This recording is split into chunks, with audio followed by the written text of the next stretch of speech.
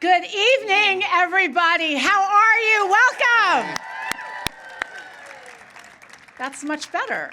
My name is Tanya Acker. I am a proud board member of the Board of Directors for the Western Justice Center, or WJC, as we like to call ourselves. I am Gordy Goldsmith, co-chairing with my friend Tanya. And so far, the teleprompter has everything right. Thank you. And this will be obvious, but for those who used to watch the Johnny Carson show, I am the Ed McMahon to Tanya's Johnny Carson. Because I totally look so much like Johnny Carson, like I get that all the time. Yes. That's how I got into the Jonathan Club. I was like, I'm the Johnny Carson going on the side. So, welcome everyone. Thank you for joining us. I'm going to go off script for a second. A few months ago, when COVID was roaring and all events were being virtual, our executive director and board and others had the foresight to say, let's try to do a live event in addition to a virtual one. And boy, were they right. This is just a spectacular venue, and we're so glad to have you all here. So I have the pleasure of getting to thank a number of groups of people who helped make tonight possible and help make the work of the Western Justice Center possible. And I'm going to ask you to stand as a group, and if you hold applause to the end, we'll get there. And I'm going to scoot over next to Tanya so I can see the teleprompter. Okay, so first I'm going to start with the Empower Committee, the Gala Committee. All of you who worked on the committee, please stand. We have a number of our incredible co-board members. Will all the board members past and present please stand? Yay. Will our advisory council members please stand? Will all of you who contributed to our auction please stand? And a special thanks to our incredible staff at the Western Justice Center, without whom none of this would be possible. And a special shout out to our good friend Aaron Pierick in the front, who was the heart and soul of tonight's event. And lest I forget anyone who has supported Western Justice Center, would you all please stand and give yourselves a round of applause for joining us and supporting us. Everybody up. You all deserve a round of applause.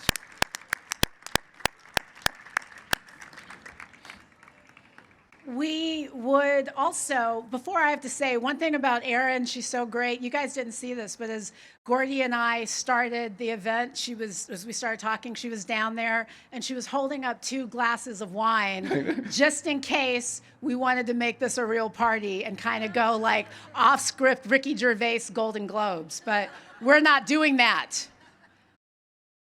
Thank you. Thank you also to the many law firms, companies, foundations, and community partners who support our work. And we'd like to give a special appreciation to tonight's lead sponsors, Gibson Dunn, Latham & Watkins, Munger, Tolles & Olson, the NFL Players Association, and EA Sports. Thank you, thank you, thank you. Thank you for your generosity, thank you for your encouragement, and thank you for being here tonight to support us.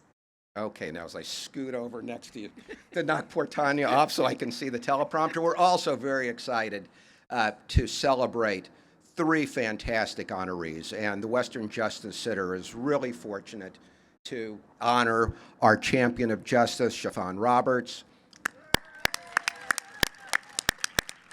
our defenders of justice, the law firm of Gibson Dunn, and our advocates for justice, the NFL Players Association. Thank you all for letting us honor you. Last, but certainly not least, we want to acknowledge all of the judges, public officials, community leaders, and others who are with us tonight. They include the Honorable Terry Hatter of the United States District Court from the Central District of California, the Honorable Richard Paez from the Ninth Circuit, the Honorable Jacqueline Nguyen of the Ninth Circuit, represented tonight by Alicia Mahalingam, Emily Cronin, and Adam Stillman. The Honorable Fernando Olguin of the Central District of California. The Honorable Barry Russell, who's here virtually from the United States Bankruptcy Court, Central District. The Honorable Dorothy Shubin, Superior Court, Los Angeles County. The Honorable Candace Cooper, Retired Court of Appeals, Second Circuit. Senator Anthony Portantino, represented tonight by Dominic Corey. He's from California's 25th District. The Office of Supervisor Catherine Barger, represented tonight by Christina Massesson. Los Angeles City Attorney Mike Fewer. Los Angeles City Controller Ron Galperin, who's here virtually. Los Angeles Civil and Human Rights Equity Executive Director Capri Maddox. Pasadena Council Member Felicia Williams. Pasadena Council Member Jean Masuda, represented tonight by Noreen Sullivan. Pasadena Council Member Jesse Rivas, represented tonight by Margot Morales. Pasadena Council Member John Kennedy, represented tonight by Susanna Porras. Pasadena City Clerk Mark Jomsky. Azusa School Board President Gabriela Arianes. Pasadena Bar Association Lucy Vartanian, past presidents of the South, go run on sentences, and that's not even the, that's not the teleprompter. So in addition to Pasadena Bar Association Lucy Vartanian, we also have past presidents of the Southern California Mediation Association, Angela Reddick and Jason Harper. Inner City Struggle Executive Director Maria Brenes. YWCA of Glendale and Pasadena CEO Tara Peterson. Asian Pacific American Dispute Resolution Center Executive Director Christina Katatoka. Thank you all very much for being with us tonight. And next, we have a word of welcome from our founder, my very dear friend and mentor, Judge Dorothy Nelson of the United States Court of Appeal for the Ninth Circuit. Welcome to the Empower Soiree. I can't thank Alyssa Barrett enough for inviting me to give a welcome to you. We're so fortunate to have her as our newest executive director, and the result of all of her work you will see and hear about tonight. I was going to be there in person, but I have a very strict doctor, and being 93 years old, he says I'm too vulnerable. And so I'm happy to have this opportunity to say hi.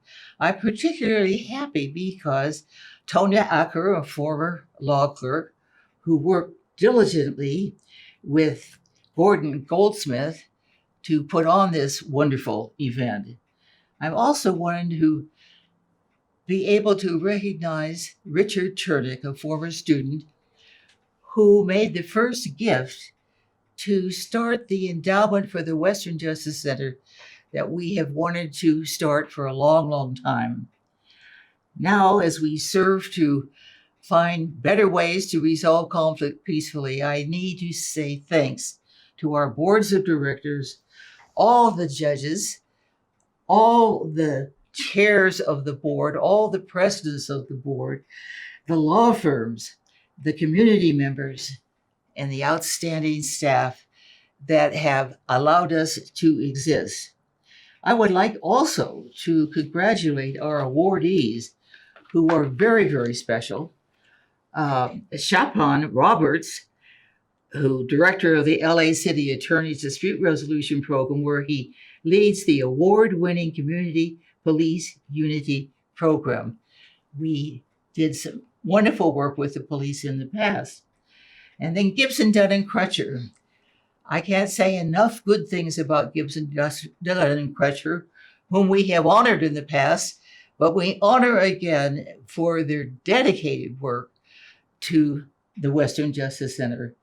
And then the NFL Players Association. I am so glad that we're going to see a video of what this outstanding group has done in its initiative against racial injustice. Lastly, as we continue to seek ways here and around the world to resolve conflict peacefully, we need to emphasize the importance of obeying the law, but we need to continue to seek alternative processes that recognize the core values of the Western Justice Center of empathy, empowerment, equity, inclusion, and impact. And so we thank those of you who joined us this evening for helping us to achieve the goal of bringing about justice in society. Those of us who pursue social justice through mediation and bridge building are trained in the art of the pause. That precious moment when we give ourselves time to respond rather than react reflexively. The pause requires us to become comfortable with uncomfortability. It invites us to call forth patience, tolerance, and loving kindness, qualities we need in order to dig into the roots of conflict and expose them to the light where they can be healed. At the Western Justice Center, we believe that conflict provides us with an opportunity for transformation if we are willing to do the work. Many of us have spent our lives digging into the roots of the great unresolved American conflict, the conflict over how to, or for some, whether to, hold ourselves accountable for the centuries-long systemic oppression of BIPOC people in our country. This great unresolved American conflict is written into our very Constitution. And while the great changes in our laws achieved during the civil rights movement of the 1950s and 60s have moved us forward, our path as a nation since then has been uneven, with progress for some and inequity, over-policing, and mass incarceration for many others. We are now in a precarious moment, a moment of push and pull between those who are determined to dismantle systems of oppression and those who resist change. We can pursue a path of healing and reconciliation, or we can foist this challenging and uncomfortable work onto yet another generation. The sociologist James Davison Hunter, reflecting on our social and political conflicts, writes, "Cumulatively, these disputes in American society amount to a fundamental struggle over how we will order our lives together, how we will define ourselves as Americans, and what kind of society we want to build and sustain." So, what does mediation have to teach us in this moment? In mediation, we learn that transformation and healing happen when three things are present and fully realized. Three things: empathy, ownership, and redress. When one or more of these things are absent, any resolution we achieve will be temporary. The conflict in some form or another will continue to surface while the wound festers, causing ongoing harm and pain. Empathy, ownership, redress. These are the cornerstones of transformative mediation and of restorative justice. Empathy is the practice of listening with an open heart and mind, allowing the lived reality of another human being to come into our souls. Ownership is a voluntary expression of accountability where we take responsibility for our actions and inactions. Redress is taking affirmative steps to heal the harm we have caused, which we do in partnership with those we have affected. Empathy, ownership, redress, they transform us. They do not relieve us of our obligation to continue the work. Progress does not sustain itself. The deeper the wound, the more intense the pain, the longer the process of healing. This is the work of the Western Justice Center, to give leaders of all ages the tools they need individually and communally to make change. This school year alone, the Western Justice Center will work with more than 700 students and educators who will transform the culture and climate at their schools and in their communities. And if past trends are any indicator, our School Tools website, which offers free restorative justice resources in multiple languages, will be accessed by more than 40,000 people in more than 100 countries around the world. But we are not content with this impact. We understand there is much more to do. This spring, researchers at PACE, Policy Analysis for California Education, produced a blueprint for schools to recover from the impact of the pandemic.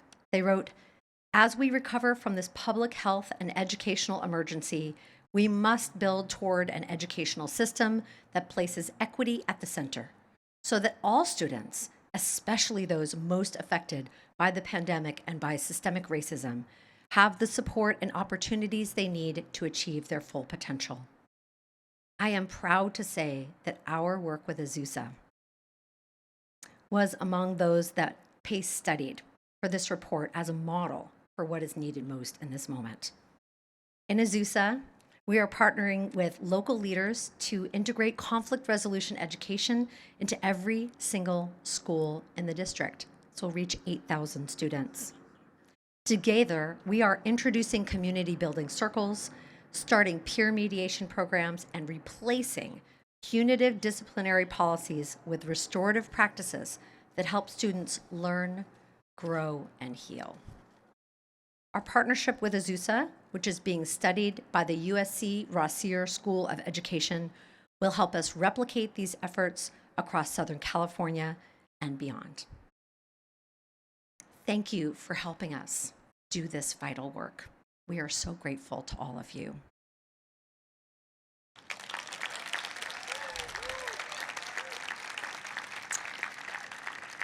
So tonight, I also have the very great honor of introducing two of our leaders from Azusa. They're sitting right up front. We have Barbara Avendano, a very special education teacher, and a very special education teacher at Slauson Middle School, and a young woman who I'm sure we will be hearing a great deal from in the future, Yatsiri of the Gladstone High School Peer Mediators. Please join me in welcoming them to the stage.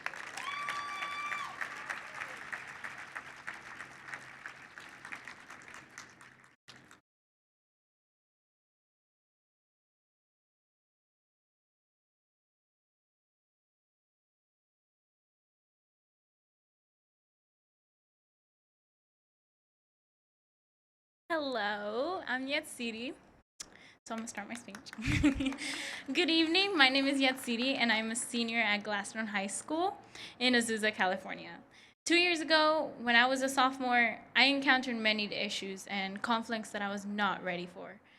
Some of those issues involved my classmates at school, some with my friends, and many with my own family. I felt so many emotions. I felt frustrated, I felt angry, but most of all, I felt like I was not being heard. As I approached my junior year, I felt overwhelmed by things with my family, words of discouragement that I kept hearing. I felt as if I was not capable of excelling in my classes, which were challenging enough already because of remote learning. I also noticed that arguments and disagreements I had with friends seemed to intensify. Our fights got worse and they continued in and out of school. After a period of self-reflection, I concluded that I needed a change, but I wasn't sure where to begin. Thankfully, Mr. Oyama, our assistant principal, approached me and asked if I wanted to become a peer mediator. I didn't know what that meant for me, but I was willing to give it a shot. That's when the fun started. When the Gladstone peer mediators and I met the Western Justice Center team and started training with them, it was the first time in a long time I felt accepted, serene, heard, and seen. We began to learn about conflict resolution with WJC through Zoom, and I vividly recall a lesson that provided some clarity on the complexity of emotions and the impact that it has on us individually and as a group. To add icing to the cake, the group bonded on that day by doing a community circle. We were all feeling a little under the weather and got to share our feelings and emotions. I logged off feeling validated. Here's my reality. My mom and I have had a rocky relationship. As many of you parents can understand, clear communication between parents and teens is rare. I was no exception. After going through this process of becoming trained in mediation, I had a meaningful discussion with my mom. I now use my mediation skills to not just hear my mom, but to listen to her. She does the same with me. This has created a stronger relationship based on love and trust. When I received word that we were going back on campus for senior year, I felt so energized that I literally ran around the house. No, seriously, I ran around the house. I was excited to enter my final year of high school, confident in navigating the different relationships I had with my friends and family. And even more so because I no longer was stuck in that place of anger or confusion. I learned through mediation training that when I stay stuck in my emotions and I resent others, then I miss out on the beautiful moments and memories that wait for me. I have also learned that I can make a real difference in my school and my community. This year, getting to serve as a Gladstone peer mediator has shown me that I can make things better for others, that I can be a leader and a voice for a change. Thank you, WJC. Because of you, I now feel empowered to navigate relationships in all areas of my life. And that gives me a lot of hope for the future.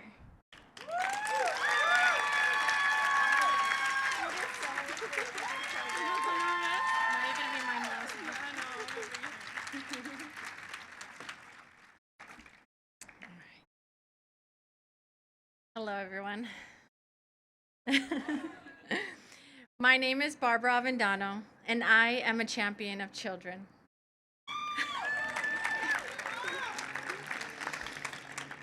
Ever since I was little, I've had a deep desire to help others, and supporting youth development has always been high on my list.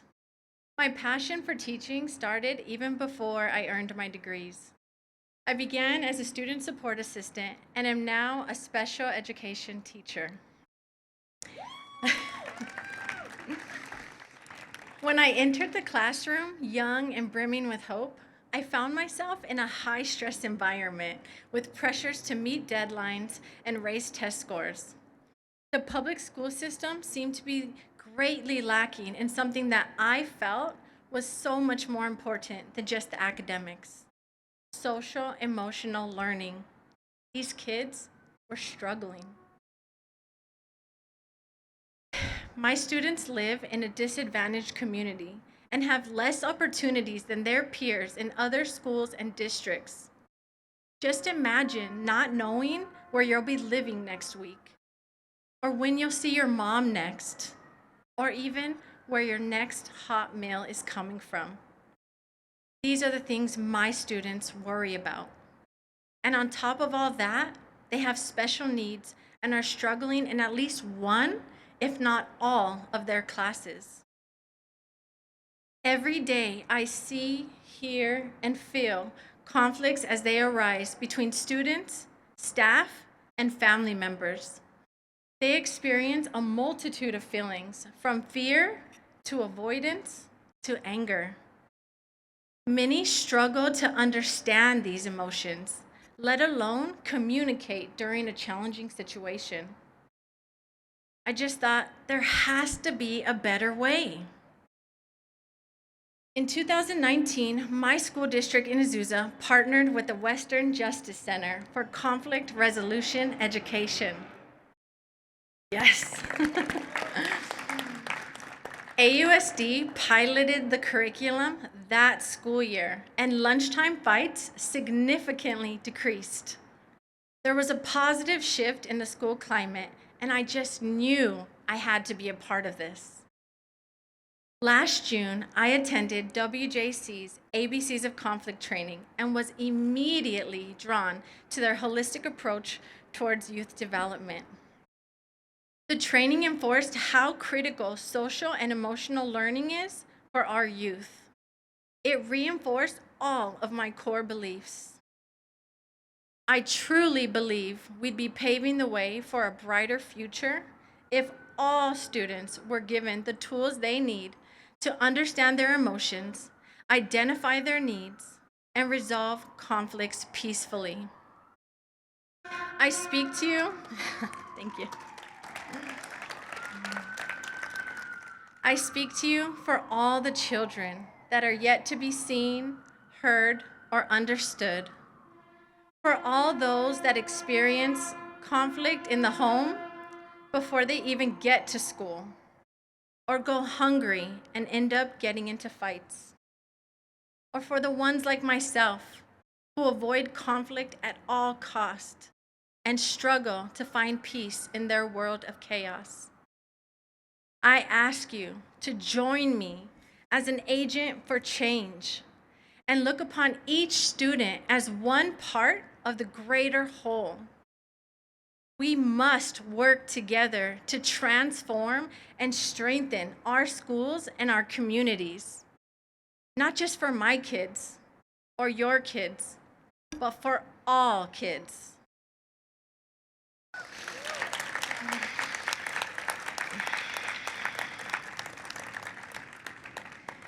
Thank you, WJC, for allowing me to blossom in your training and for giving me a new place to call home. Thank you.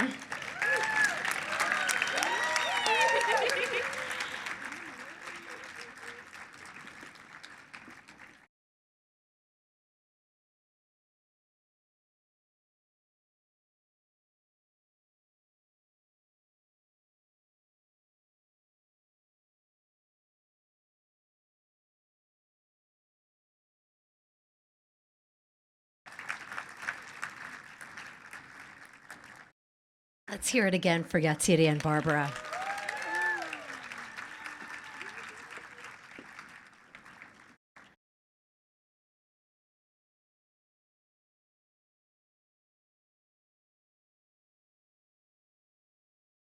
Let's hear it again for Elisa, Yatziri, and Barbara.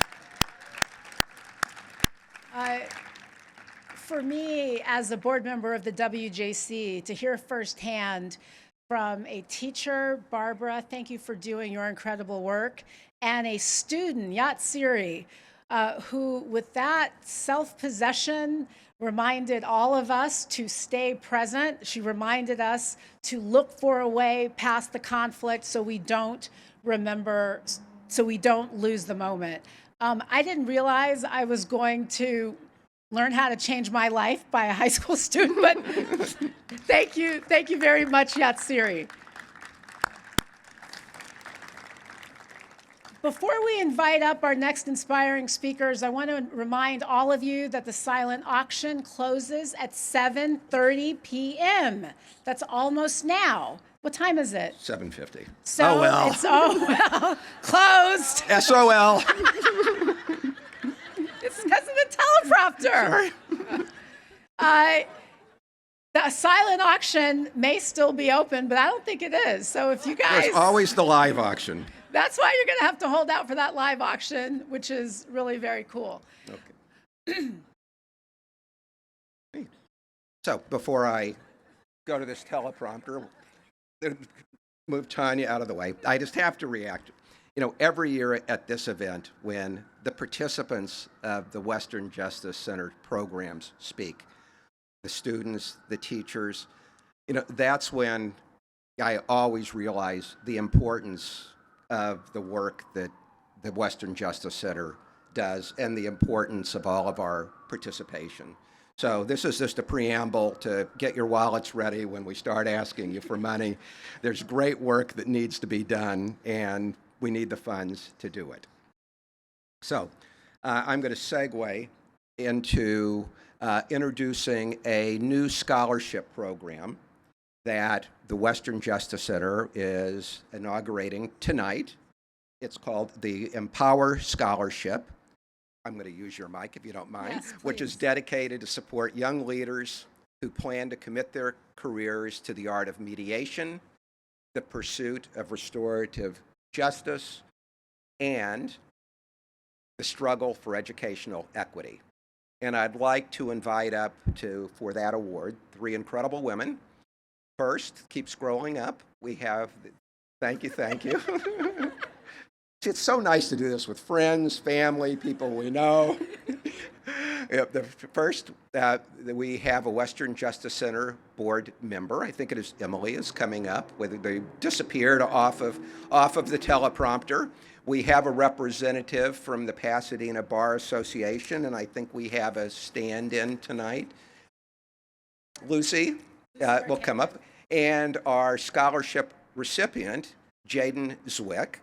And just coincidentally, my mother's family name is Zwick, not a common name. So if you would all come up for...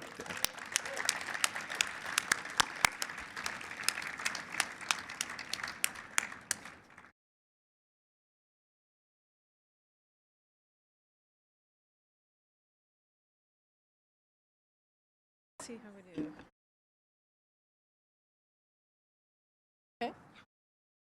Good evening. My name is Emily Murray. I'm with the law firm of Allen Matkins, and I'm a board member with the Western Justice Center. Before we start this evening, I would like to acknowledge my friend Shar Pamusli.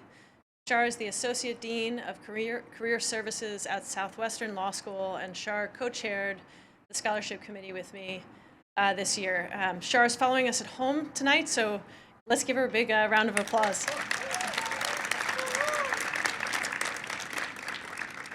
In each generation, we have an obligation to plant seeds for the future. Tonight, we celebrate a future leader, Jayden Zwick, who is a second-year student at UCLA's Public Interest and Law program. Jayden, your passion for restorative justice and your life story moved all of us deeply. In your personal statement, you wrote, "Teachers falsely labeled my brother a gang member in the 5th grade, and by the end of high school, he had spent more of his adolescence incarcerated than in classes. Meanwhile, I was pushed from one advanced classroom to the next and prepared for college along the way. We were raised by the same single mother. We attended mostly the same low-income schools. If it were not for the caring educators, mentors, and community organizations along my path, I would never be in the position I am in today. For that reason, I plan to spend my career paying it forward by working to build power among marginalized people in order to bring about institutional and cultural transformation, including in our educational system."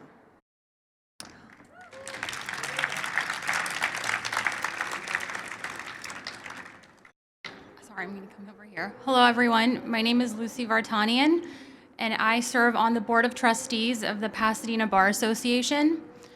On behalf of the Pasadena Bar Association, a proud sponsor of WJC's inaugural Empower Scholarship, I would like to present you with this check as a symbol of our belief in you and our investment in the future you are building.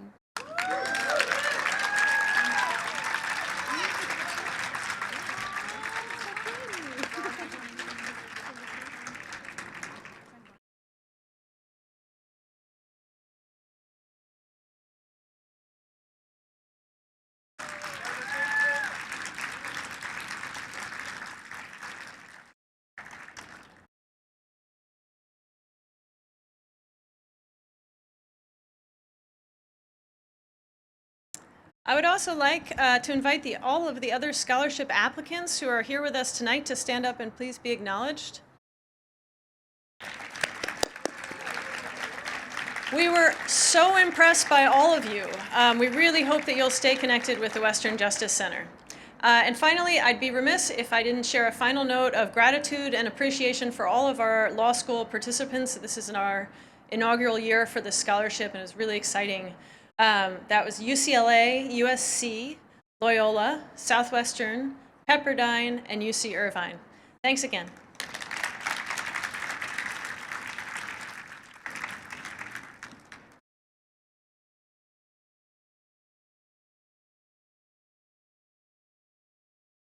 Okay, I'll try the left side this time. Try the right side. Okay. So I get to introduce our final inspirational speaker for tonight, Peyton Silket, a young man who's gained national recognition for his TEDx talk. And I had to Google the difference between TEDx and TED Talks, and you can Google that and it will tell you. And his TED Talk was called Embracing Reconciliation, How Hugs Can Heal Our Broken World. In that, Peyton shared the insight he gained from leading cross-cultural dialogues on his college campus. Peyton advocates for the wholesale embrace of restorative justice and youth-led mediation as a tool for healing and growth and transformation, particularly in communities heavily impacted by systematic racism and economic disinvestment. Peyton is a graduate of the Strauss Institute for Dispute Resolution at Pepperdine Law School after him, Pepperdine Law School. Peyton is a community organizer for the Belong campaign at Faith in Action East Bay, which is located in Oakland. And before I welcome Peyton up, I would just like to say that I had the pleasure of spending time with him before the event started, and you are a wonderful young man, and we are really honored to have you speak to us. So please welcome Peyton to the stage.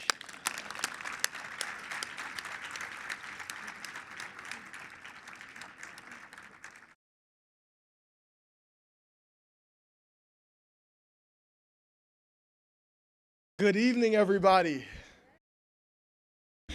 As introduced, my name is Peyton Silket. I am also the reason why people have to stand on a little peg, because the teleprompter, needs to be adjusted for a 6'5" person. I didn't get the memo, but I realized that you win a bet at the end if you can mention teleprompter the most times during your speech. So I'm vying for it. But in all honesty, I do want to give my respect, my gratitude, and appreciation to the sound and to the technical crew. They have a very difficult job. So can we give them a round of applause, please? They are doing amazing.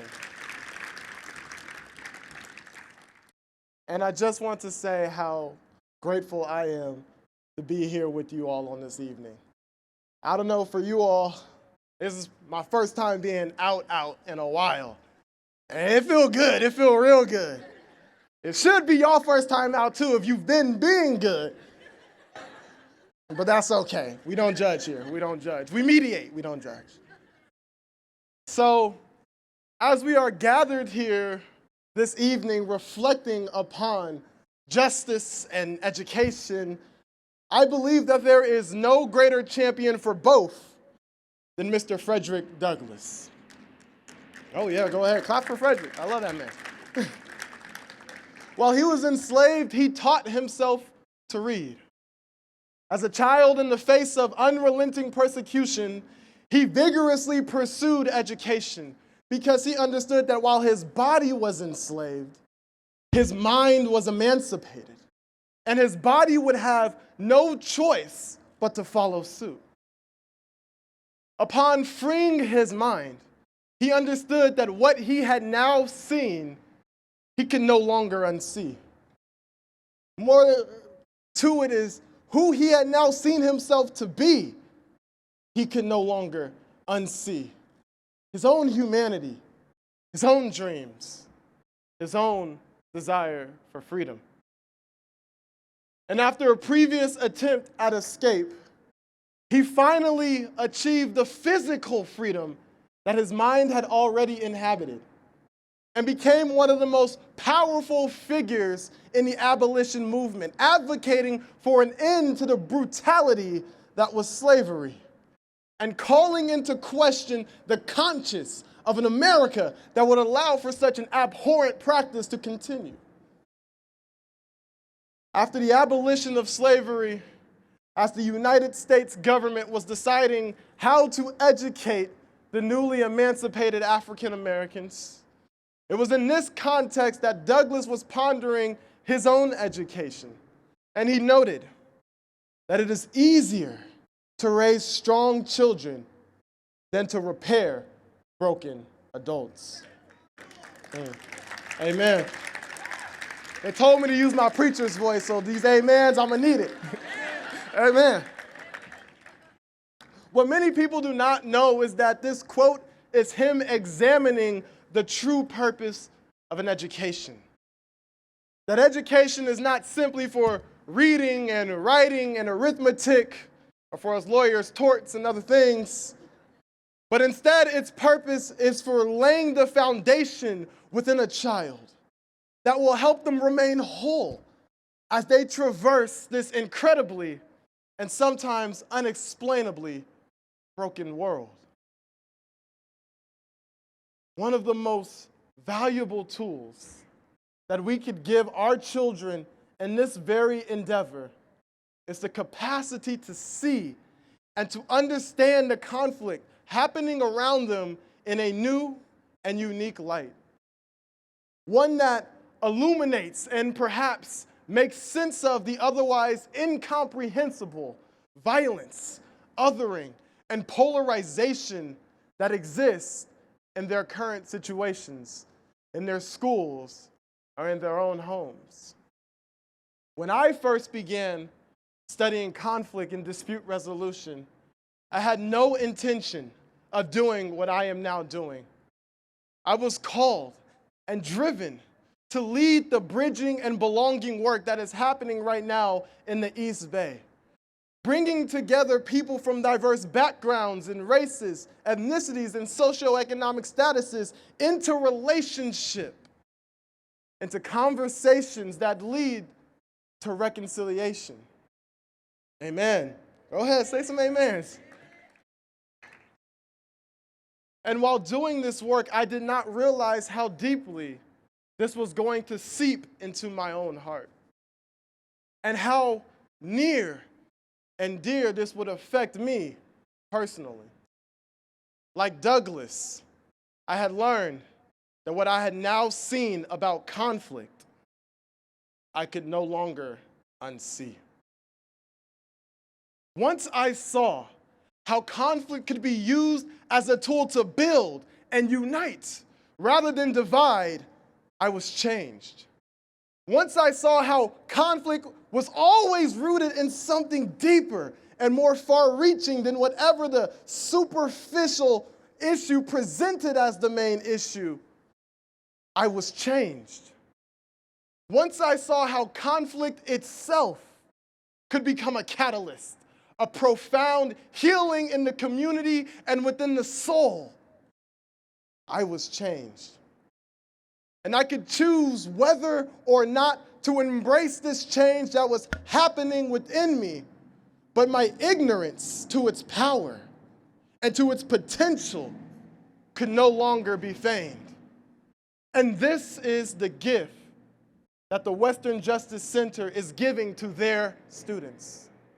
The possibility to see themselves and others around them with new eyes and put together the broken pieces of a world that they themselves must inherit. And the responsibility is on us to give this gift to them. Because the reality is that we are the ones that have failed them. Go ahead, amen. We may be pondering, Peyton, how have we failed them? I realize that the very problems that they will be facing, our students, are the ones that we are in this moment creating, are the ones that we are in this moment avoiding or perpetuating, are the ones that we have refused to acknowledge ourselves. The issues that they must overcome will be the very issues today that we have refused to resolve in our own context. And as I have reflected on just how deep this failure goes, I was reminded of the young children who were killed in Afghanistan by an American drone strike just a few weeks ago. And it struck me that all of them were under the age of 20, meaning they were not even born on the day when the planes crashed into the towers on 9/11. This last year was frightening, with all of the polarizing rhetoric that came up, that even manifested in our own houses and Thanksgiving tables that we were thankfully probably not sitting at. We had COVID as an excuse to not go. But I realized I was heartened by the images of all of the masses of youth who had taken to the streets and were marching in an attempt to mend the rift between police and community, a rift that began before many of them could even walk or were even born. Our young people have already begun to take up the mantle. But it is up to us in this space to give them every opportunity to succeed where we have failed. The tools that these students learn and develop open up the possibilities of how they can choose to affect change within their own context of this broken world. The tools that these students learn and develop provide them the opportunity to envision a universe that was not previously a possibility. Something unimaginable is now obtainable. When the person that you were taught to view as an adversary can now be seen as a human being. And you learn how to negotiate, express yourself, and most importantly, listen. Listen deeply enough to understand the other person's perspective, knowing that at the end, you don't have to agree with them. But now you can see a future that is collaborative. You have been changed. This is the gift that many of us were not given when we were coming of age, as we traverse the trials of this broken world. And if we are being honest with ourselves at this moment, this is a big reason why we each have experienced brokenness in our own lives. Douglas reminds us that it is easier to build strong children than to repair broken adults. But today, at this moment, the question we must ponder as the broken men and women of this world is, can we still build strong children? WJC answers yes. The Western Justice Center answers yes by giving our students, our beloved young ones, the tools that they will need to see, to understand, and to heal the brokenness in their lives.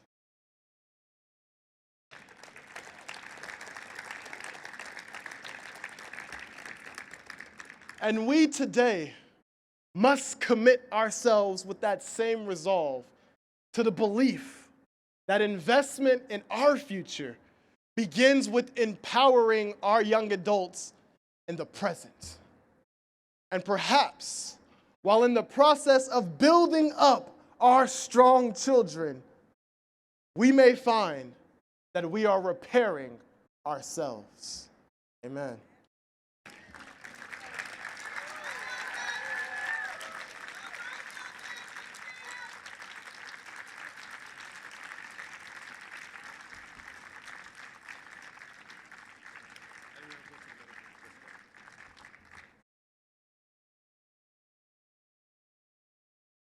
We need the boxes.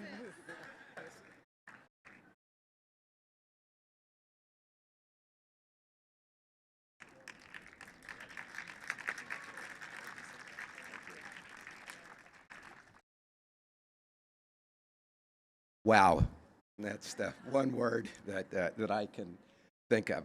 Well, this is the part of the evening where we ask each of you to dig deep to support the work of the Western Justice Center. And after Peyton's remarks, I'm speechless. All that I can say is I think we're going to have posted on the board where you can pull out your cell phones and give, and we're asking people to give at a level at which they are comfortable, and it'll pop up at the board. And I think we were going to start with people who wanted to give $10,000. Please jump right in. I think. Wait, why are you laughing? Yes. I think somebody should give $10,000. And I think, Aaron, how does it, you put in the, you text, and then the amount? Okay. And then once you're in that, you just give the amount?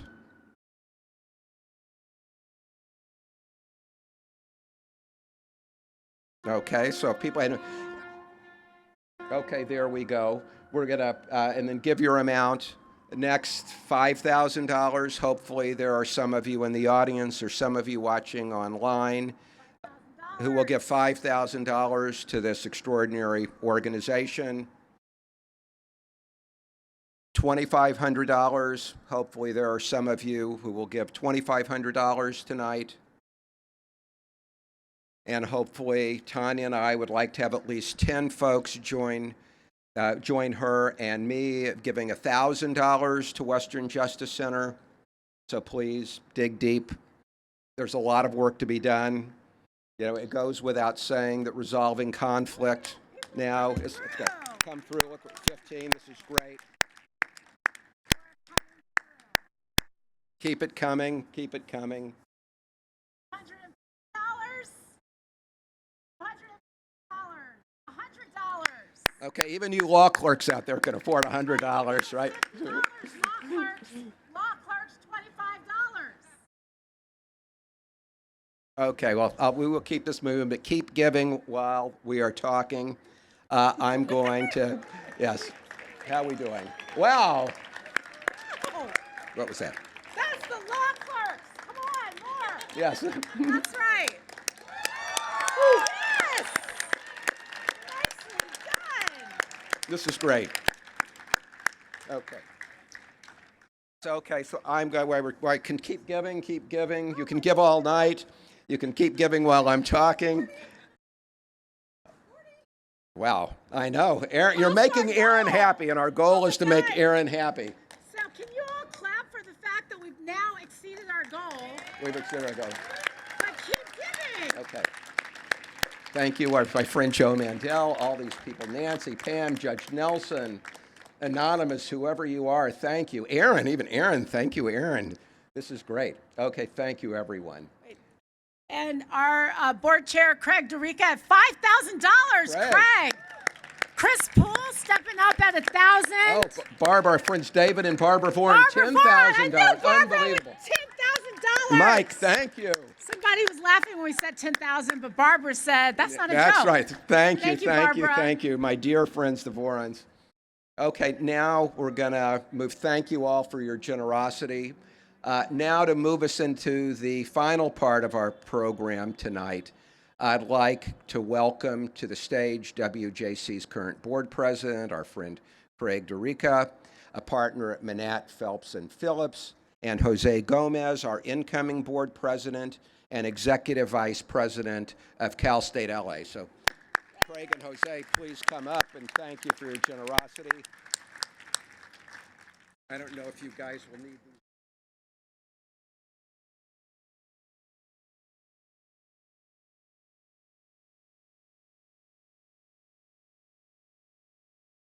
Good evening. I'll keep this very short. 2 years ago, when I started my term as president, I was thinking, how hard can this be? We just brought in this fabulous new executive director, Elisa Barrett, with her energy, her creativity, her thoughts, everything was incredible. She building a great staff. Things were humming along, and I thought my biggest job was just to stay out of their way. And then came COVID. And all of a sudden, we turned to having the discussion of, can we survive this? Well, what's going to happen? But because of the staff and Elisa and my board members, we turned on a dime. We created new ways to carry the vision forward and the mission forward. We went into remote learning. We expanded our relationship, our critical relationship with the Azusa Unified School District, and expanded it to many others. The peer review, the peer mediation invitational was kind of reimagined, and we tried to embrace the spirit of that great Congressman John Lewis and his sense of equity and communication and fairness. And we not only survived, we flourished. We are stronger today than we were 3 years ago because of the efforts of my board members and all of you here that are supporting this organization. So I can say from the bottom of my heart, my short time as president, it's one of the greatest honors and privileges I've had in my life. I am so proud to be a member of this board, and I am delighted. By the way, the stay out of the way and don't get in their way, that's state truth of this whole thing. But now I get to hand it over to my friend, the new incoming president, Jose Gomez. Thank you.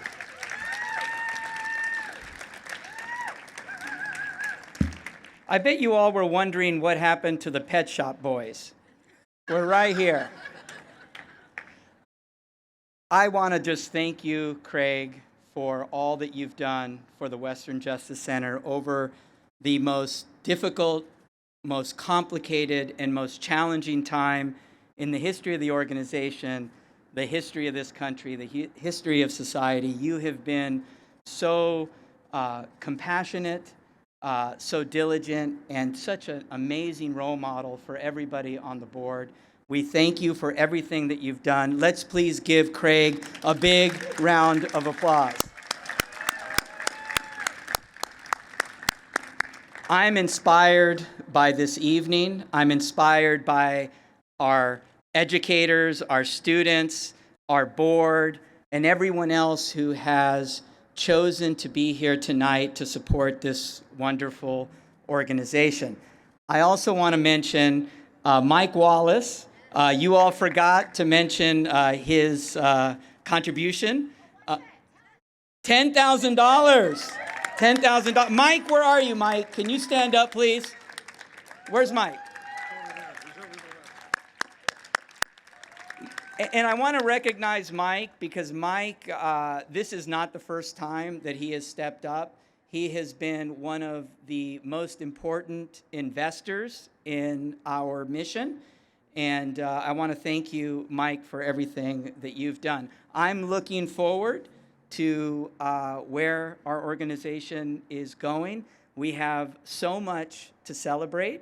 I'm so incredibly honored to join the ranks of Craig and the other presidents of the Western Justice Center in leading this amazing organization. I can't wait to work with you, Elisa. Where are you, Elisa? Come up here. Elisa has been incredible over the last 2 years, and we are so happy to have you as well. So thank you so much. I am told by Elisa that after the festivities, there's going to be a crazy party with a DJ. She's been dancing as soon as she showed up today, so we're really excited about that. So please stay around if you can. Thank you. Can we take a photo? Sure. Yep.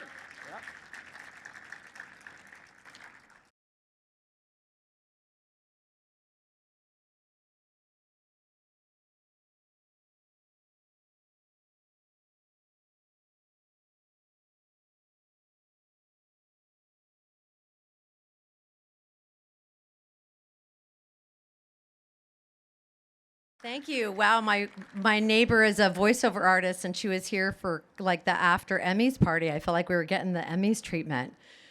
Thank you, Craig and Jose, and thank you to our incredible hosts, Tanya and Gordy. Let's hear it for them, right? And to everyone we've gotten to hear from tonight, Yatsiri, Barbara, Peyton, Emily, Lucy, and Jayden, you inspire us so deeply. Thank you, thank you, thank you. It's such a gift to build community with you. It really, really is. Well, folks, we're in the home stretch, and we have a little bit more program for you tonight. We are about to welcome to the stage our 3 incredible honorees. Shafin Roberts, our 2021 Champion of Justice. Con Skolnick, who's going to be representing Gibson Dunn, our 2021 Defenders of Justice. and the incredible Terry Smith, who flew in today from Washington, D.C. to represent the NFL Players Association, our 2021 Advocates of Justice. So to start off with, I'd like to welcome Shafin. Oh, he's already here. Oh, hey. He's like, let's get on with the show. I'm ready to dance. Shafin is the director of LA City's Dispute Resolution Center, and we're going to show a little video. I see Terry. Terry, come on up. Yeah, come on up. Hey, Con, come on up. You know, we're just winging it tonight. It's all good. It's all good. We're mediators. We stay very, very flexible. So we have a video we'd like to share with you. We made this for Shafin, and it's a message from just a few of the many, many, many people who love and appreciate you, Shafin, for the grace and empathy you bring to everything you do, my friend.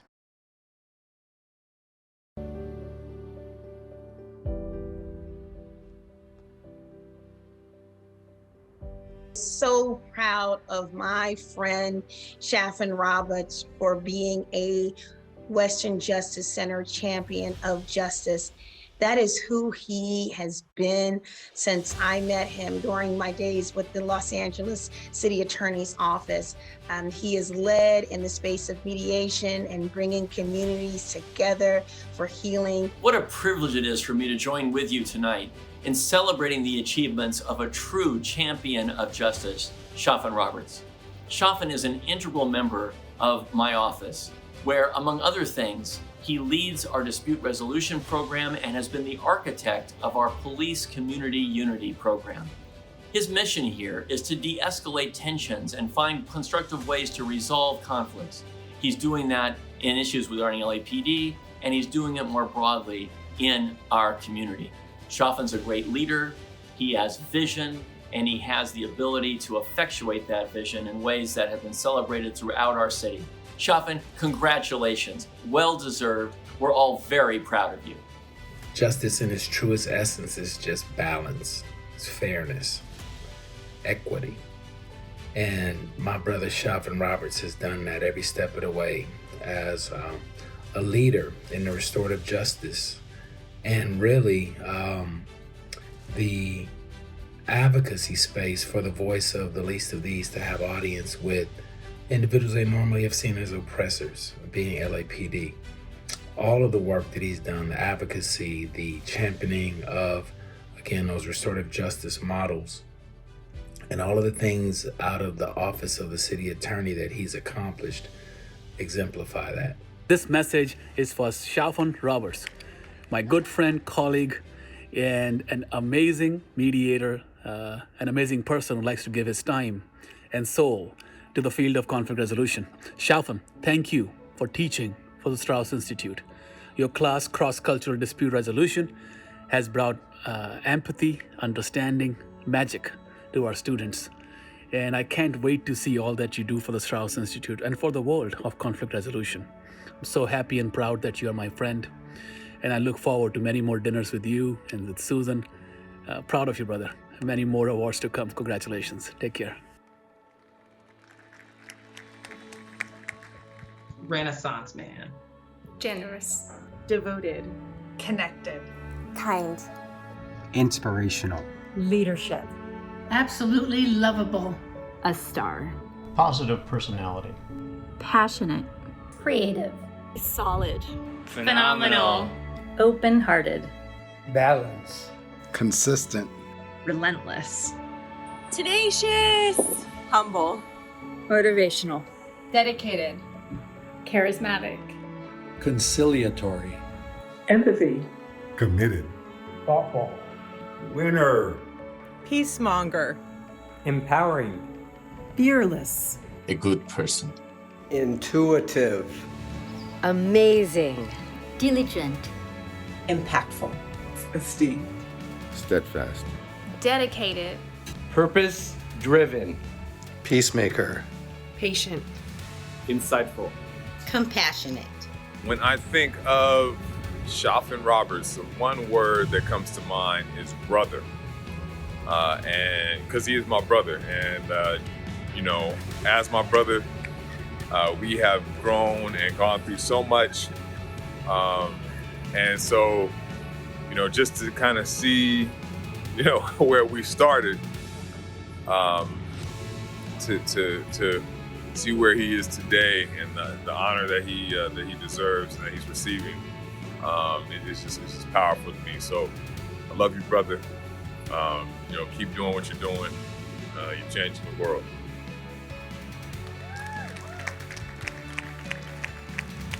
He makes me smile.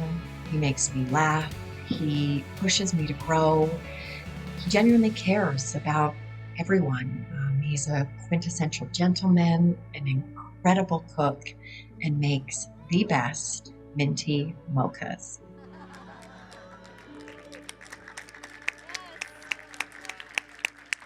Let's give a big hand to Chaffin Roberts.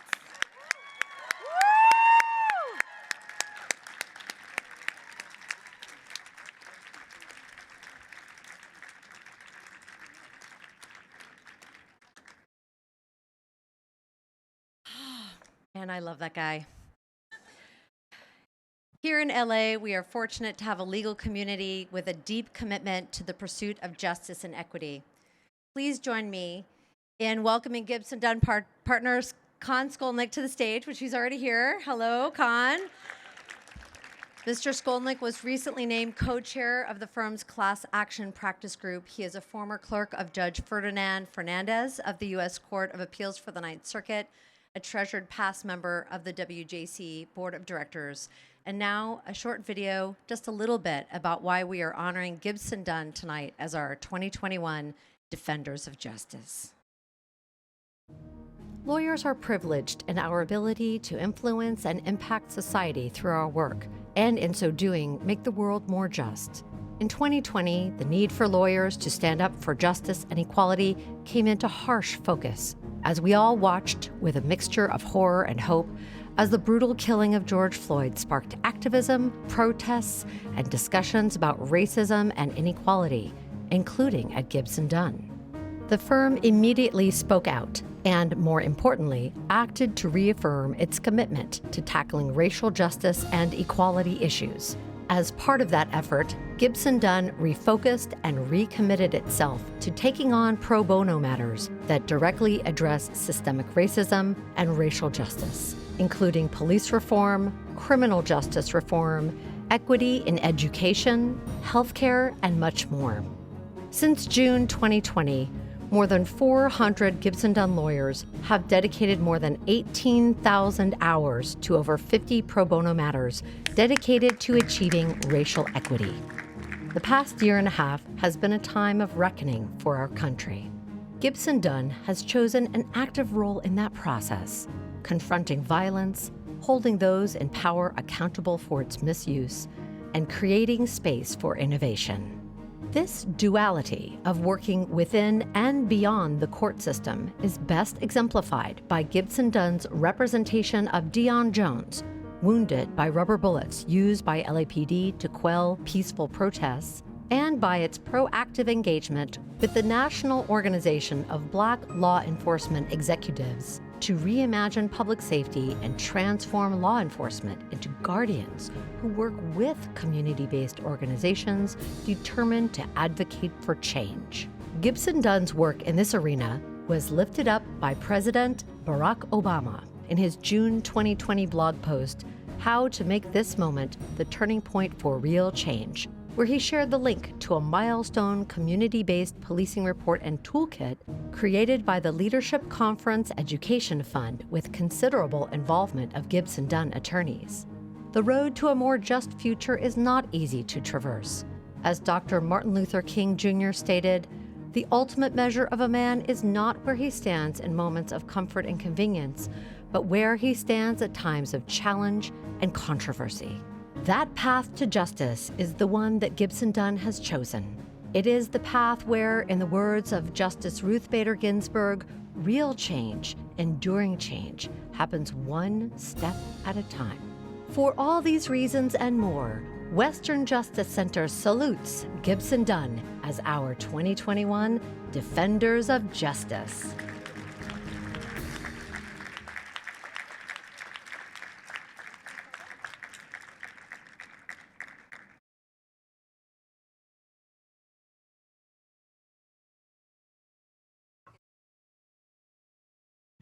We're going to get that photo with Chaffin on the flip side. Last but certainly not least, I would like to share a message from the NFL Players Association Executive Director DeMaurice Smith, along with a powerful video produced by the NFLPA as part of their groundbreaking initiative, Leading the Charge. Leading the Charge features NFL player members talking directly and sometimes quite intimately about their perspective on critical social justice issues of our time. In one of the pieces, players talk about the pain of being vilified for taking a knee in solidarity with Colin Kaepernick, while others share their journey to become allies for racial justice. Leading the Charge shows how we can change the narrative by lifting our voices, speaking our truth, and embracing the journey toward empathy and solidarity. It demonstrates that conflict and disagreement can spur us to grow, help us find common ground, and encourage us to advocate for a more just and equitable world. For this reason and many others, the Western Justice Center honors the NFL Players Association as our 2021 Advocates of Justice.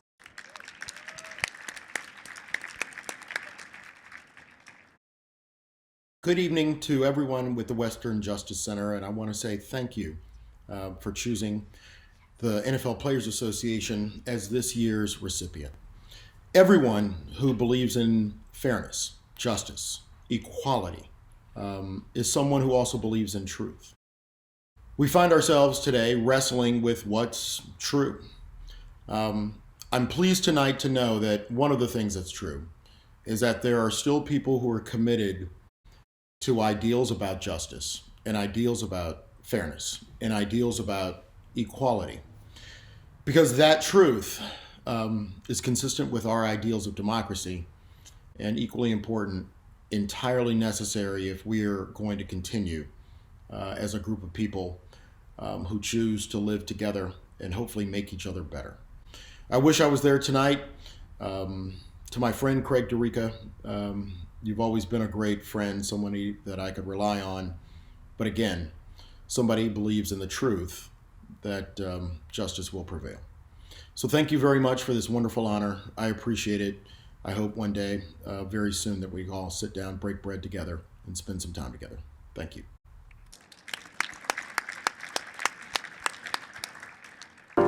I want America to be what it always wanted to be, the land of the free, home of the brave, liberty and justice for all.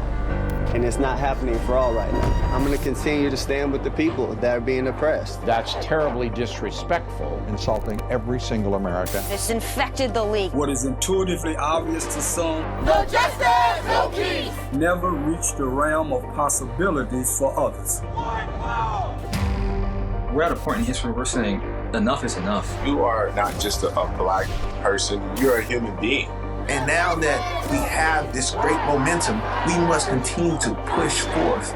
We can't leave the black community behind. We're fighting institutions that have been around for hundreds of years, and it's going to be a hard battle. I just don't want to be on that side of history. You see something wrong, you kind of stand up for what's right. When the whirlwinds of fury comes from the throne of God, who will stand?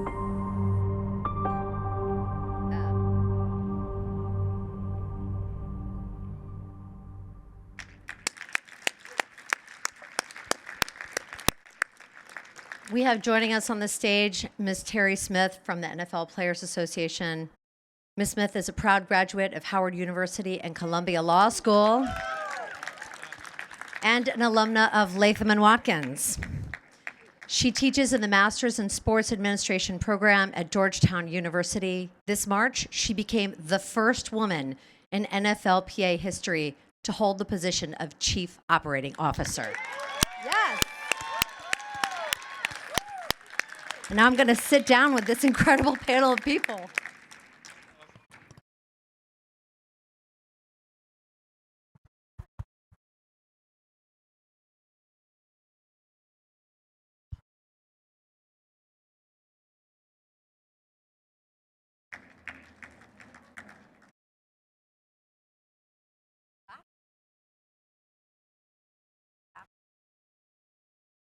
Hello. Are we? Hey, it's on. That's great. Okay, so we said a fireside chat, and we were not kidding. Look, we have a fire. So we're here, and speaking of lighting things on fire in the most possible and beautiful way, Terry, I'm wondering if you could talk a little bit about the origination of Leading the Charge. I'm going to hand you my mic. That's good. See, we're just staying so flexible. All right. Yeah, here you go. All right. Thank you first for the wonderful award. It's just so nice to be recognized for the work of the players. What really was the impetus for Leading the Charge were the events following the George Floyd murder. We are located in Washington, D.C., if you don't know, and I would say that that was one of the nucleuses for the protest and the unrest that followed after the murder. Players were upset, they were distressed, they were fearful, they were traumatized, and it was really a second pandemic, right? We were obviously dealing with the first one, but for once, in my 12 years at the NFLPA, their livelihood took a backseat.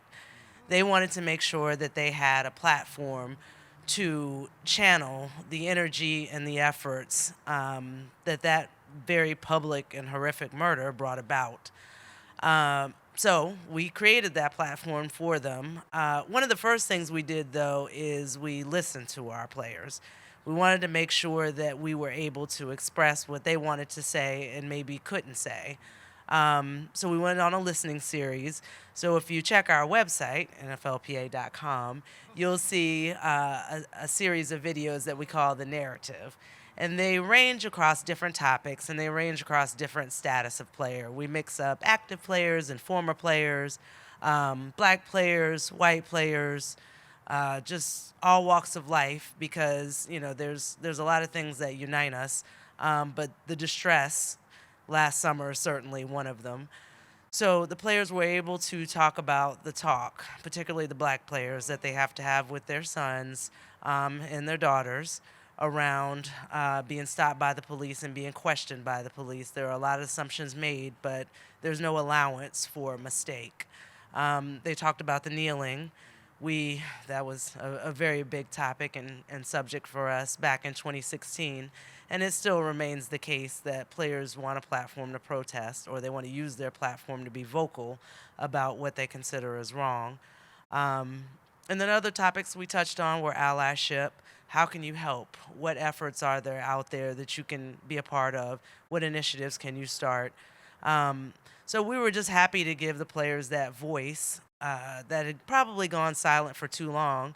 And then in the meantime, I'm proud to say we also finished the 2020 season without interruption, without any outbreaks of COVID that, ruined their chances of their livelihood. So they didn't have to worry about that while they tackled a much bigger problem. So it was a great effort, and I'm just really proud of our entire organization and our membership as always.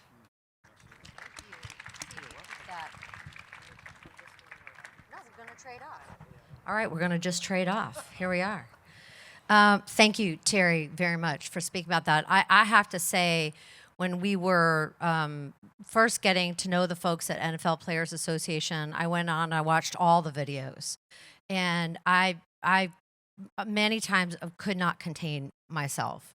There is a rawness and an honesty and an integrity to those conversations, conflict within them of players who at first, some of the white players who really did not understand, who thought that it was disrespectful to the flag and all kinds of things. And just the way that UL held that space and allowed people to be on their journey, that really sets a model for all of us. So thank you. So let's have a big hand.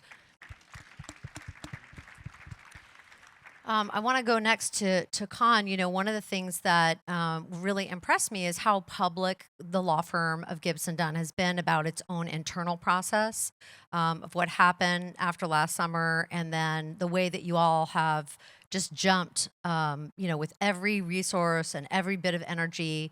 So could you talk a little bit, as a very long-term partner in the firm, what that was like in that moment, and then maybe touch on a couple of the cases or initiatives that you've found most meaningful? Sure. And let's start by thanking this organization and just saying how humbled I am to be on the stage with these two impressive people. And if I ever heard all the adjectives that Chaffin got about him and over the course of my life, I would die happy. And the speakers also very inspiring. So thank you. But as to your question, I mean, truly, last year was a watershed moment for this country, and a lot of people had known what was going on, and a lot of people hadn't, and so that moment when everyone kind of realized what Black people had been going through for a long time, for their whole lives, it just opened everyone's eyes, and a lot of people wondered, oh my God, what can I do? And the truth is, as lawyers, we can do a whole lot. And I'm fortunate to be at a firm that stood up and went right after this moment. And from the managing partner to the partnership to the associates to the staff, we were unified in a way that I have never seen.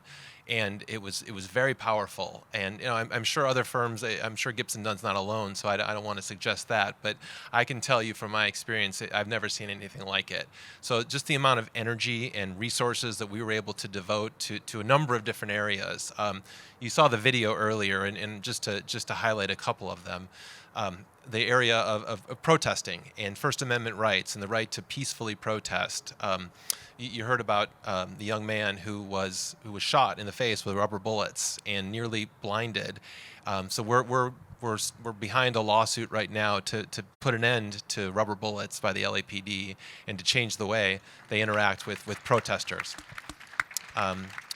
We have a number of similar suits across the country. In New York, we have, I think, 7 or 8 different civil rights suits on behalf of protesters who were injured by police during peaceful protests in the wake of George Floyd's murder. Second area you also heard a little bit about is police reform.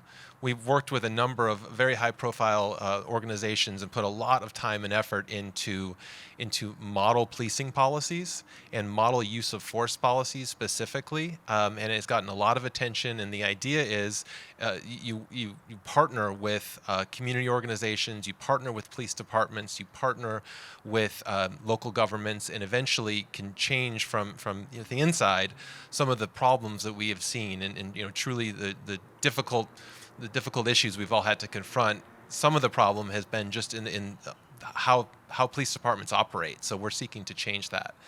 And the third area, of course, we're a big law firm, and we have lots of non-litigators and people who don't work with police organizations. We have lots of corporate transactional real estate lawyers, and there was a ton of stuff that they could get involved with as well last year. We partnered with a number of organizations across the country to give help to small businesses, obviously hit particularly hard and disproportionately on minority-owned and women-owned businesses during the pandemic. So we were able to provide hundreds of different businesses with a myriad different services, from leases to government benefits to all kinds of support, which made a real difference to a lot of small businesses across the country. So those are just a few of the ways, but we were happy to do it, and it was truly an impressive moment. Thank you so much. Yes, fantastic. Very inspiring as well. I spent time on your website. Everyone has good websites. And really just looking through the years, and you could see some of the graphics on that, but the number of hours that Gibson Dunn dedicates to its pro bono work is truly astounding. And Con, thank you for talking about some of the work. Chaffin and I, when we first met like 3 years ago, we were like, oh my God, right? Incredible. It was like we're fast friends. Fast friends. Yeah. And one of the things I really respect about you is that there are, particularly around over-policing and violence and how communities of color experience their relationship with law enforcement, you could very easily be very to the right on the issue, to the left on the issue, and you really have that soul of a true mediator, and you create that third space. I think Peyton talked about getting to sit down with someone in a process of truth and reconciliation, someone that you only ever saw as an adversary, and through the process of mediation, they become a human being to you. And so I'm wondering if you would be willing to talk about your community police unity mediation program that you lead. Absolutely. First of all, I just wanted to just pause for a second and say thank you. Thank this organization. My family is in the audience, and I want to thank you all for coming. I know my My father's also here, which means a lot to me, and my mom, I know, is with me too. And I want to just thank the community of mediators and support that I share this award with, because really it's not just me, it's the work that we all do. And so with that, yeah, I want to talk a little bit about it's actually the Community Police Unification Program, but Mike Fear, the city attorney himself, which is who I work for, said unity, so I guess maybe it's unity. But yeah, so that work is it's messy in the middle, right? And the reason why is because to be in that middle space of uncertainty requires a certain level of faith, a certain level of possibility of things that might happen. It could go really bad, really poorly. And quite frankly, when this program was first offered to me as somebody to kind of, pilot it, actually, it wasn't at the director level, like to work as an administrator, I said no. I said no because I didn't have faith or trust in the system. I thought I didn't want to be the black face that you put on this program just to placate a lot of nonsense that was happening, that continues to happen. And so, in fact, there was a mediator that reminded me of my father. My father's from Watts. And so he saw the 1965 uprising and what happened there. And he did not want to be, he said, I won't do it. And I was trying to talk him into it after I'd convinced myself to do it. And the reason why I decided to do it, quite frankly, was because I had one experience. It was a memory that came to me. I was like, I'm not going to do it. I'm like, you can miss me with that. I'll stay with the community side. You guys can figure that out. And there was a memory that came to me where I had contact. It was like really, I have many contacts with law enforcement. Most of them, 99% of them, just negative. There's one contact though.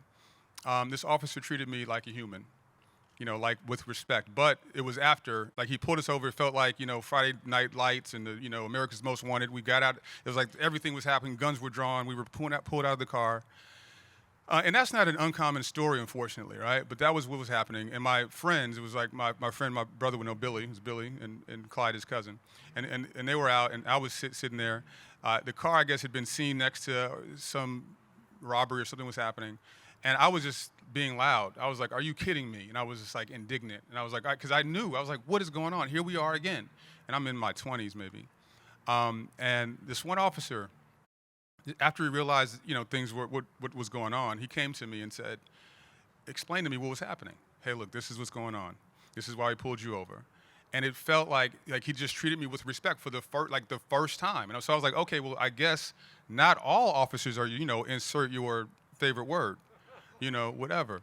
And so that kind of brought me to the space of, you know what, if we can do that in the room, then people will start to think differently potentially about the person behind, we can see people as human, Peyton was saying, this is what we do as mediators.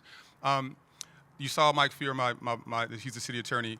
After one of the bad outcomes that happened between LAPD and the community, I think it was Michael Brown or something, I forget which one, but he was saying, Chaffin, because we're talking in his office, and he said, don't you feel like mediation is just like bringing a knife to a gunfight? And I thought for a second, because I could understand that, and I thought, but is it a knife though, or is it like a slingshot and a stone in a giant fight? Because really, you're taking something like mediation, and it's a seemingly small tool against a seemingly insurmountable problem, but it's the thing that can bridge the gap. It really can. It really can. And it requires, though, this is the thing, this is the key. It requires faith and hope and humility on both sides. And it's difficult, right, when you have the community who is legitimately outraged and justified in their position. And we're asking them to suspend that position for a minute to exchange that for a possibility of hope, right? And then you have the law enforcement side, which, I believe they need to become a learning organization, which means that you learn from your mistakes and you celebrate those lessons publicly. And if you do that in partnership with the community, truly things can change, but that has to happen. So this has to happen. And literally, I have individual conversations with both parties to bring them to that middle point. And at the end of the day, it's not always a great outcome. But when it's good, it's beautiful. It's beautiful, and it shows the potential of what actually can happen. And so with that, that is what inspires me. That is what kind of keeps me moving forward. And I just want to pause on that because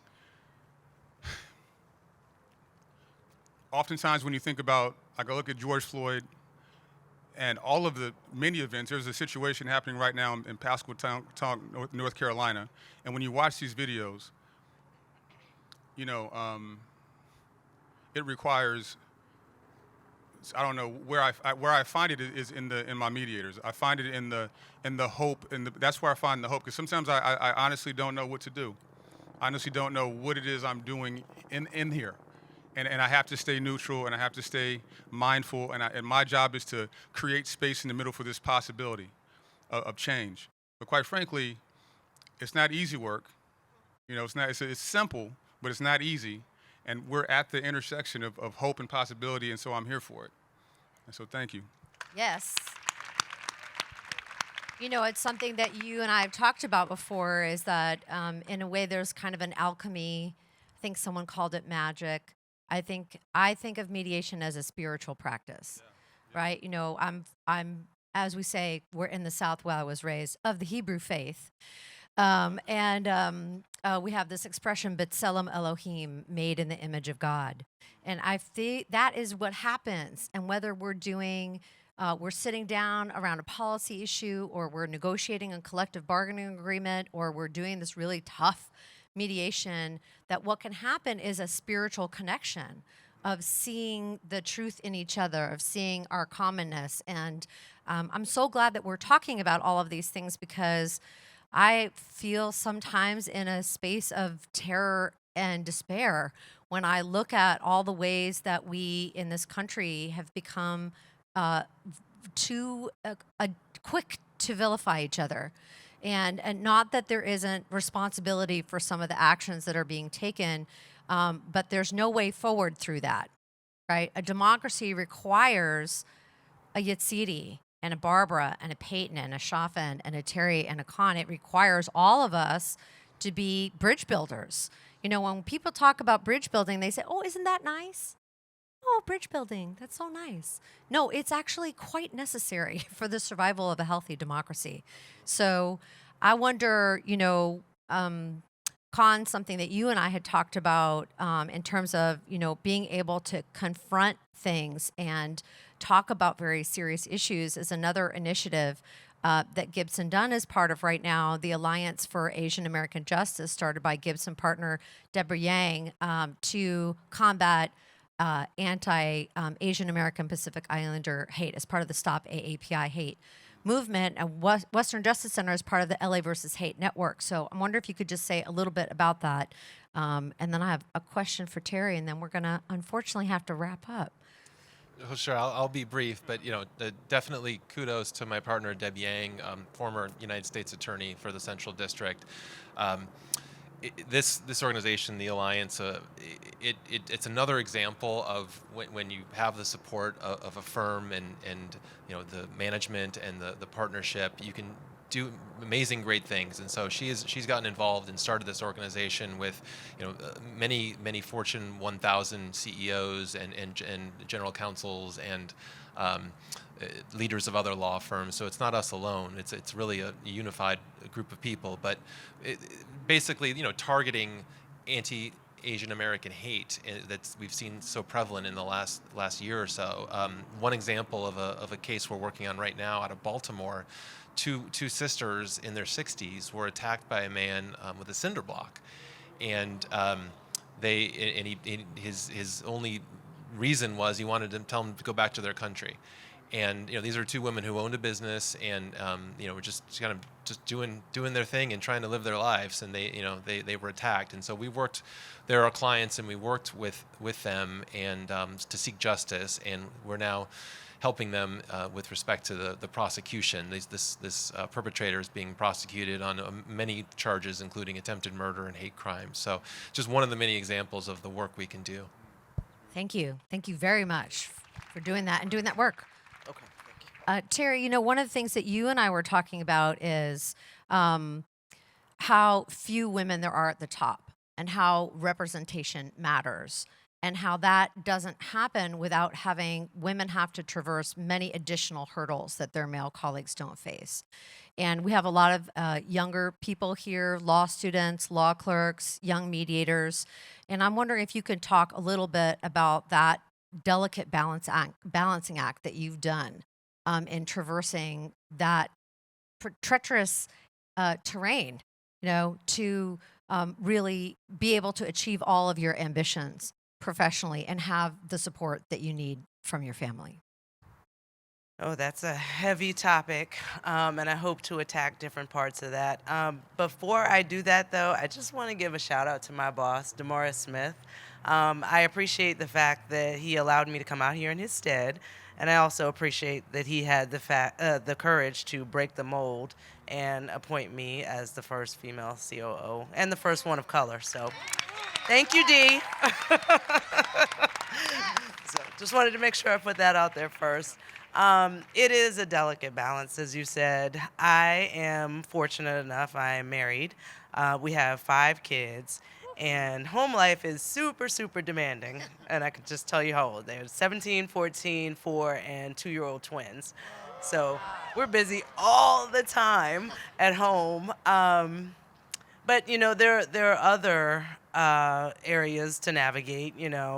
Obviously, I'm female, I am a woman of color, and oftentimes that combination is at the bottom of the ladder with respect to corporate America. So that has been something, I can attribute to Howard for instilling confidence in me, and just the HU, the confidence to navigate a lot of those treacherous waters and make my way to Columbia, and also be given the opportunities that my classmates were able to get as well, because that's what a lot of it boils down to, the opportunity.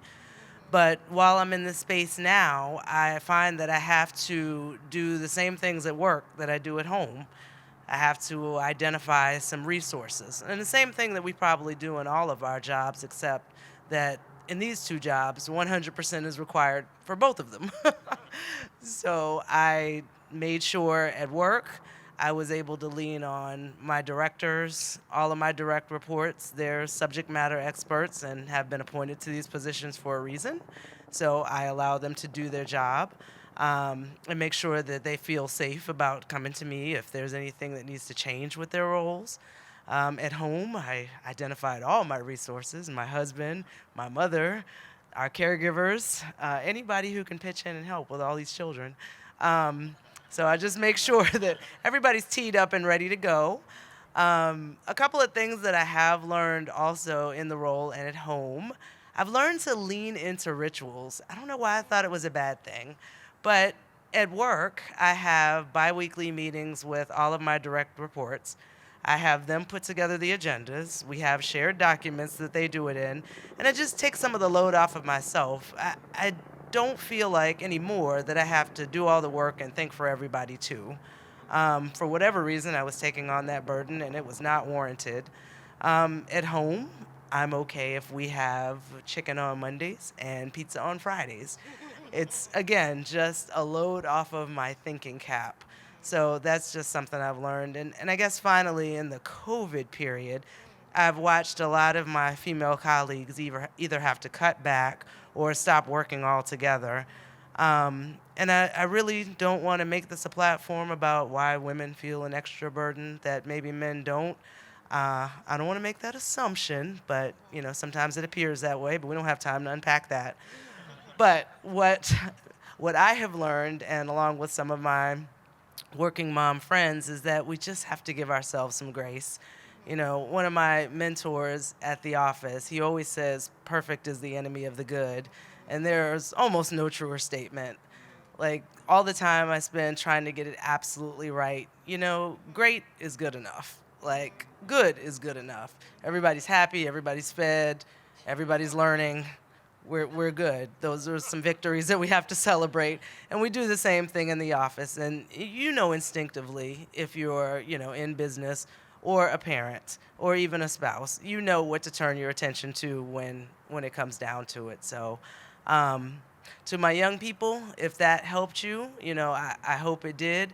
If not, you're welcome to follow up with me if you need a little bit more drill down on any particular topic that affects you individually.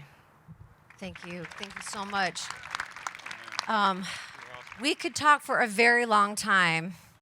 I'm going to ask my friend Shafin to send us out with any other words of encouragement or inspiration you have. I mean, we have talked about the word grace here a number of times, and the ways that we all find that, and the importance of bringing grace and holding grace and pushing grace. So would you give us a few words, and then we'll... Absolutely. First, and I also wanted to just say I want to thank everybody that was in that video too, because that was beautiful and it just filled me up. Thank you. Let's end with this. I want, and this is because the Western Justice Center is all about the youth. I want to say to the youth, I'm looking over here and I'm including Peyton too. Peyton talks about it like he's not the youth. You're the youth too. That there are no extra people on earth. So what I mean by that is that if you are here and you are breathing, that there is purpose for you. Okay, you are purposed to do something that the world needs, and it's important that you meet that mark. And I want to encourage you, but I also want to say to you that oftentimes what's going to happen is you're going to feel as though your purpose is here and your placement is here. And those things are not aligned, they're not congruent, they're not even close together. And there's this tension that's in the middle that is actually not a bad thing, because you can close the gap either one or two ways. You can really put that effort in and work to get to that purpose point, or you can reduce your expectation about your life, and you don't want that to happen. You don't want your dream to dry up and become deferred. Or make the heart sick. Don't do that, right? So what I want you to do is do what you're doing. Be like the examples that we have here. Get engaged, get involved. If you feel like purpose is in your heart to do this work, God bless you, because blessed are the peacemakers. Okay, and whatever it is your heart is set to do, begin to do that now. Just begin doing it. Just begin where you're at. And so that's the word that I have. And I hope that it touches somebody. And thank you again. And it's been a pleasure to be here, really. Bless you. Can we have an amen? Amen. Can we have these lovely people stand and be acknowledged once again?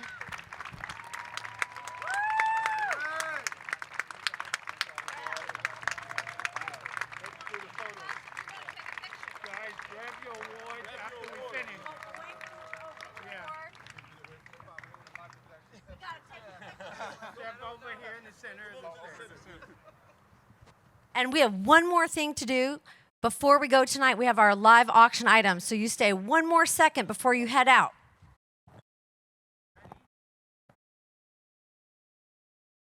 Right at me, guys. Everybody right here.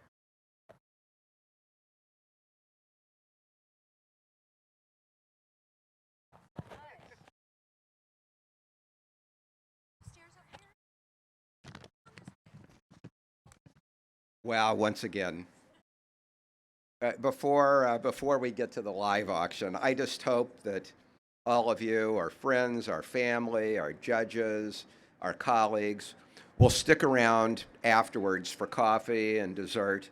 I'd love to talk about everything that we've heard tonight. I think we've all been inspired and would love to hear everyone's reactions and thoughts. So please, I hope that you all don't run off and join us afterwards. Thank you. And I just have to say, we are in a beautiful space on a beautiful night with the beautiful people. And this panel actually, I think, gave us a lot to think about and reminded all of us of our work. And right now, we're going to have some beautiful fun because we have some really, really great things for you right now. And I know that everybody's sitting back there at the bar with drink in hand, getting ready to get in on the fun, because we've got a lot of fun. Sports fans, first up. Music fans. We've got, actually, no, it's not first up. You know, we've got the VIP tickets to the Super Bowl, but they're not first up. You've got to wait. First up, we have something for music fans. Gordy? That's right. What do we have for music fans? Okay, the teleprompter's going fast. For those music lovers among us, we have tickets to the Pasadena Pops at the LA Arboretum. I don't know how many of you have attended that before. It's a lovely venue. Michael Feinstein is the conductor, who's spectacular. We have a package that's valued at $2,000. There are 6 evenings at the Pasadena Pops. With the package, you get a table for 6 guests. The tables are set up in front of the stage. You can bring food, you can get food. It's a wonderful way to spend a summer evening. And I hope that those of you online, those of you here, will all bid. And I think we're once again going to be doing our online. No, we're going to do it live. We've got spotters in the audience. Oh, we got spotters live. Oh, my goodness. Let's just raise your, where are we starting the bidding? I think it's a $2,000 value. I think we can start with $1,500. Somebody can give us $1,500. Do I have $1,500 for a $2,000 value? 6 concerts, 6 seats each concert. Hello, math lovers. That's a $500 discount. Where are my math people? $1,500? Do we have some, where's my stage manager? Do we have a little flexibility? Because I think people, can we get $1,300? Can we get? Okay, bartender, can you serve these people some bartender, drinks? Can we do some shots for the audience? Yeah, good idea. Aaron with the great idea. Since you guys aren't following our lead, we'll follow yours. What's the best offer we're going to get on these tickets? And don't be extra cheap, because I'm just going to act like I didn't see you. Is it $500 for 6 tickets? 6 concerts. Wait, where are we? We have one. In the back. I've got 500. Jeff Wortman, who's gonna? But I love Jeff Wortman, but please don't let Jeff take these tickets for $500. Somebody give me $600. I love you. I got 600. Is somebody gonna do 700? 6 tickets. $700 for 6 tickets. $700. Gordy, thank you, Gordy. So are you guys going to let Gordy, your host, steal these tickets? $800. Do I have 1,000 for 6 tickets? Do I have $900 for 6 tickets? I'm going to do 800 going once, going twice, 2.5. Sold for $800. Well done, sir. I can't see who got them. I can't either. Who was that? Someone with an iPad. Somebody's got the. Well done. You enjoy that concert. Okay, and lest I forget, those who have live auction and silent auction items, at the end of the night, there'll be a table where you can check out. Okay, sports tickets. Sports tickets. The next item. We know that everybody's excited for the Super Bowl tickets, but you have to wait a second, because right now we're celebrating the Dodgers. How about those Dodgers? We're still in the running for the World Series. It could be a great package.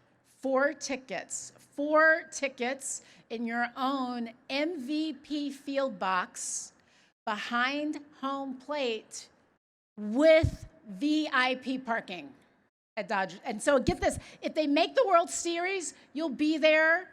And just in case, I'm not going to jinx us, if we don't make it there again this time around, you'll be able to use those same 4 tickets for 2 separate Friday night games during the 2022 season.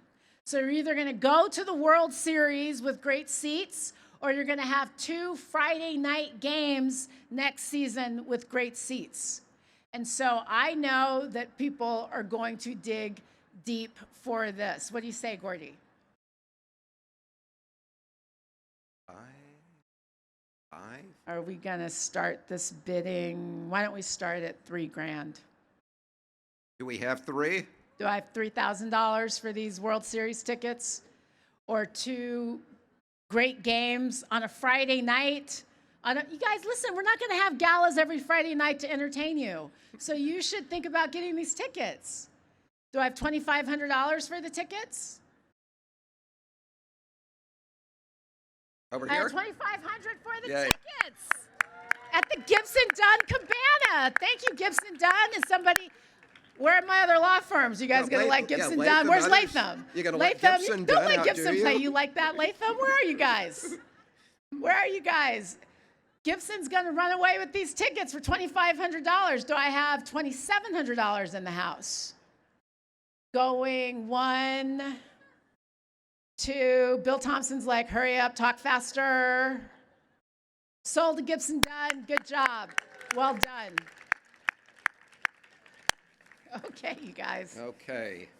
Here we are. Okay, there's this game called the Super Bowl, which happens to be at SoFi Stadium here in town. And fortunately, it's the 56th Super Bowl. Roman numerals are not being used, so I got that right. And as you have heard at least once, it's not just the tickets. You're going to go to the Players Association brunch, which is supposed to be a fabulous event, as the guests of the Players Association, and its art auction. Really a kind of once-in-a-lifetime opportunity for a football fan. This is a once-in-a-lifetime opportunity for a football fan. And we are starting, actually, it's not even just a football fan. I mean, this is an experience. This is a historical experience. It's history. It's living history. And you can participate in this history and help the Western Justice Center at the same time. We are going to start this bidding at the heavily, heavily discounted price of $5,000. Who's got it? Who's with me? Super Bowl tickets. Me. I'm bidding on these tickets. Who's gonna? Don't let me steal the tickets, you guys. We're sharing the event. You can't let me take the best prize. So Do we have somebody, one over here? I got somebody over there at 6,000? 6,000. Do I have somebody at Gibson at 6,000? I got Gibson done at 6,000. There must be other law firms in town. Aren't there other? Is Gibson Dunn the only law firm in that's town? making any money this year? I don't know. Gosh, where's the? So we've got 2 great Super Bowl tickets for $6,000. I love you, Gibson Dunn, but I love my father too. He's in the audience. I'm going $7,000. You coming? Woo! You coming along, Gibson Dunn? Where are the rest of the law firms? 8. Hey. Gibson Dunn said, I see you, Tanya, and I raise you 8. Nicely done, Gibson Dunn. Anybody else? Are we at 9? Anybody at 9? Do I have a 9? Do I have 9? Yeah, you know what? I just looked at my dad's eyes, Gibson Dunn, and I'm going 9. Are you coming? Woo!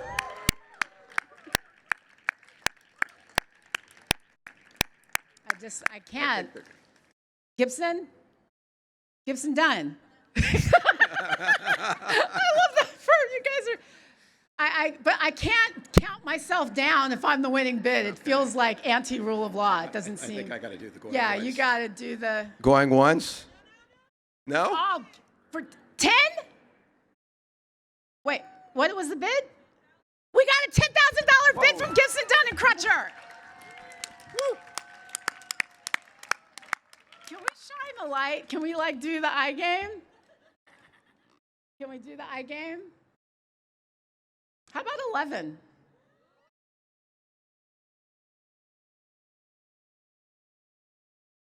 How about 11? Gibson Dunn, you can do 12? Gibson, are you out? I guess I have to take my dad to the Super Bowl. Going once, scoring twice, gone. The winner. And still champion. By the way, if you guys would like to meet my father, Dad, would you please stand up? You're going to the Super Bowl. Congratulations. Congratulations to me and to our and congratulations to all of our other lucky winners.